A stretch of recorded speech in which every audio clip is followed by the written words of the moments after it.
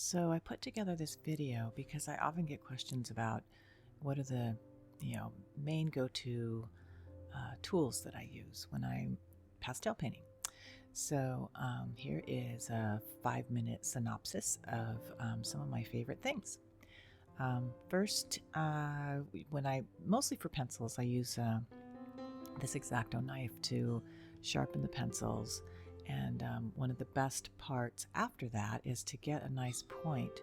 I use this drywall patch that you can just get at Home Depot and cut it into small pieces, and obviously have something to catch underneath it, catch all the dust, and that works great. And then so then even with a hard pastel, if all the corners are kind of no longer sharp, it's great to have nice sharp corners to work with. So I use this as well. And also with the soft pastel, which you'll see in a second. Well, first I got to get this one nice and sharp. You can see the edges are much sharper. So here's a soft pastel. So with this one, my edges are not sharp and I just need them sharp, maybe just to do a little accent on something. But to sharpen a soft pastel, you have to be really gentle. Otherwise you'll just waste pastel. So I'm just trying to get my corners, even of this round pastel, nice and sharp so I can hit something with an accent on my painting. You can see it starts to crumble really quickly, so you have to be super gentle.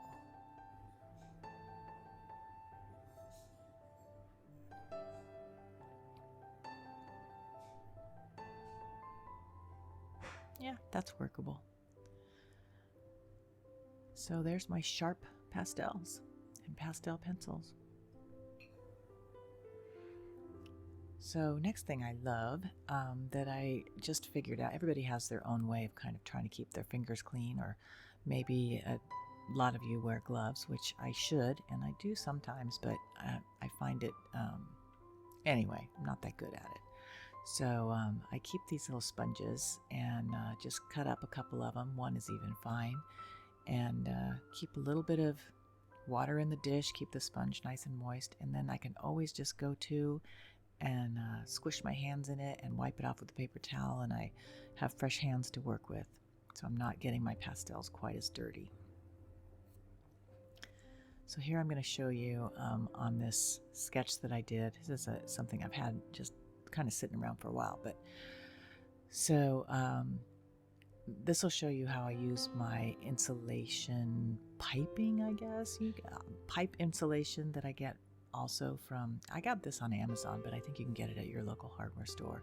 Comes in like a 4-foot long tube, and I just cut it into little pieces, little foam pieces. I've tried other kinds of foam, and I don't know, this one just seems to work the best. Yeah, you can see how, you can't tell from the video, but I'm really just using the very, very, very tippy point of what I've cut. And that's what's kind of nice with this, is you can cut it to whatever shape you want. I can use the side of it and do a whole sky with it if I want to do a under painting kind of thing on a sky. And usually my first layers are more blending, and the final layers are usually not blended at all or very little. So you can kind of see here how that works.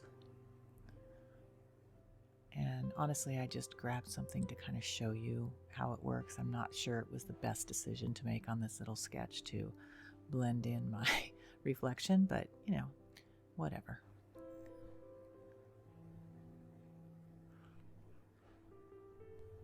So it's hard to tell here, but I'm not sticking the tape to the pastel. I'm kind of going around it, just holding the corner down. And tape does not stick to pastel anyway.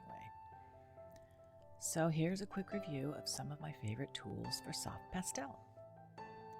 I have some other videos that show how I like to use the Liquitex as my underpainting with a flat brush. And then obviously I showed how to use the drywall patch for sharpening my pastels. And pastel ground I also didn't show here, but there's other videos on that. Adds tremendous texture in the direction I want it to go. The pipe insulation cut into these sharp triangles.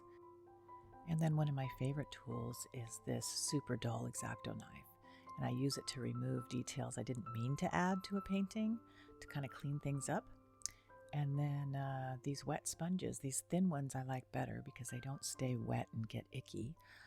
But they worked for the day, for the project, and then you re-wet them the next day.